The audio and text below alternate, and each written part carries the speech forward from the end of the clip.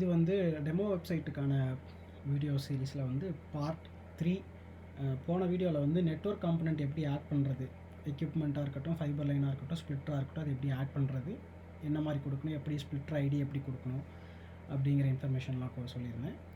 3 equipment, 3 component add பண்ணி காமிச்சிருந்தேன். இப்போ வந்து க்ளோஷர் பாக்ஸ் எப்படி ஆட் பண்ணுறது அப்படின்னு பார்ப்போம்.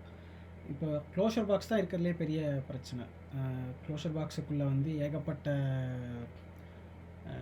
கோர் போகுது, எந்த கோர் என்ன ஏது அப்படிங்கிறது எதுவுமே சரியாக தெரியாததுங்கிறது தான் இப்போ ஓரளவுக்கு பிரச்சனையாக இருக்குது. அதனால் வந்து ஒயரோட இப்போ எல்லா ஒயர்லேயுமே வந்து அந்த ஒயருக்கான ஒரு சீரியல் நம்பர் இருக்கும். ஸோ அந்த சீரியல் நம்பரையும் நம்மக்கிட்ட இருக்க இந்த க்ளோஷர் பாக்ஸில் எந்த சீரியல் நம்பரில் எந்த கோர் எந்த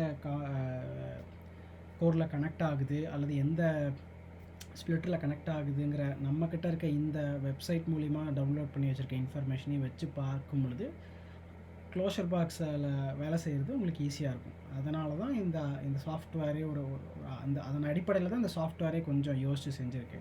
ஸோ இப்போ க்ளோஷர் பாக்ஸுக்கு வந்து நம்ம வந்து பொதுவாக வந்து க்ளோஷர் பாக்ஸ் பேர் கொடுக்கறது வந்து அந்த க்ளோஷர் பாக்ஸ் எந்த இடத்துல இருக்கோ அந்த இடத்துல இருக்கிற மாதிரி பேர் கொடுத்துப்போம். இப்போ உதாரணத்துக்கு வந்து இந்த எக்ஸாம்பிள் படி பார்த்தா வந்து நம்ம வந்து கண்ட்ரோல் ரூமில் இருக்கிற மாதிரி வச்சுப்போம். அதனால் வந்து கண்ட்ரோல் ரூம்,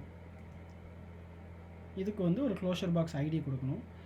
இது ஜென்ரேட் தான். இங்கே பார்த்தீங்களா, போன இதில் சொன்ன மாதிரி வந்து இப்போ இங்கே ஜென்ரேட்னு ஒரு ஆப்ஷன் இருக்கு பாருங்க. இப்போ இந்த ஜென்ரேட்டை கிளிக் பண்ண அப்படின்னா ஒரு பெரிய நம்பர் க்ரியேட் ஆகுது இல்லைங்களா. அந்த மாதிரி நம்ம இப்போதைக்கு இவ்வளோ பெரிய நம்பர் வேணாம், நம்ம போன வீடியோவில் சொன்ன மாதிரி கொடுத்த மாதிரி 1 2 3 4ன்னு கொடுத்துப்போம். லொக்கேஷன் ஐடி, இப்போ வந்து நம்ம ஏற்கனவே வந்து ஒரு லொக்கேஷன் ஐடி க்ரியேட் பண்ணியிருக்கோம். எதுக்கு, கண்ட்ரோல் ரூமுக்கு ஒரு லொக்கேஷன் ஐடி க்ரியேட் பண்ணியிருக்கோம். இதை LO1234. இதை நான் அப்படியே காப்பி பண்ணலாம். அப்படி இல்லைன்னா அங்கே போய் நீங்கள் டைப் பண்ணியும் பண்ணிக்கலாம். கண்ட்ரோல் ரூம் CB1234ன்னு ஒரு இது கொடுத்துக்கிறோம். அதே மாதிரி இங்கே வந்து லொக்கேஷன் ஐடிக்கு LO1234. இது மாஸ்டர். இதுதான் இருக்கிறதுலே முதல் பாக்ஸ். நம்ம டிரான்ஸ்மிட்டர்லேருந்து எடுத்த உடனே இந்த பாக்ஸுக்குள்ளே தான் நம்ம வந்து த்ரூ பண்ணியிருக்கோம். அதனால் மாஸ்டர் இங்கே கீழே வந்துருச்சுங்களா. ஓகேங்களா. இந்த மாதிரி இப்போ வந்து கண்ட்ரோல் ரூமில் இன்னொரு க்ளோஷர் பாக்ஸ் இருக்கலாம். கண்ட்ரோல் ரூம் எதுக்கும் ஒன்று ரெடி பண்ணி வச்சுக்கோங்களேன். கண்ட்ரோல் ரூம் CB, இப்போ 1 2 3 4 பதிலாக 2 3 4 5ன்னு கொடுத்துப்போம். அதே இடத்துல தான் இருக்குது. அதனால் லொக்கேஷன் ஐடி அதே லொக்கேஷன் ஐடி தான் 1 2 3 4. இது மாஸ்டர் இல்லை, பேரண்ட். இதுதான் ரெண்டாவது க்ளோஷர் பாக்ஸ்.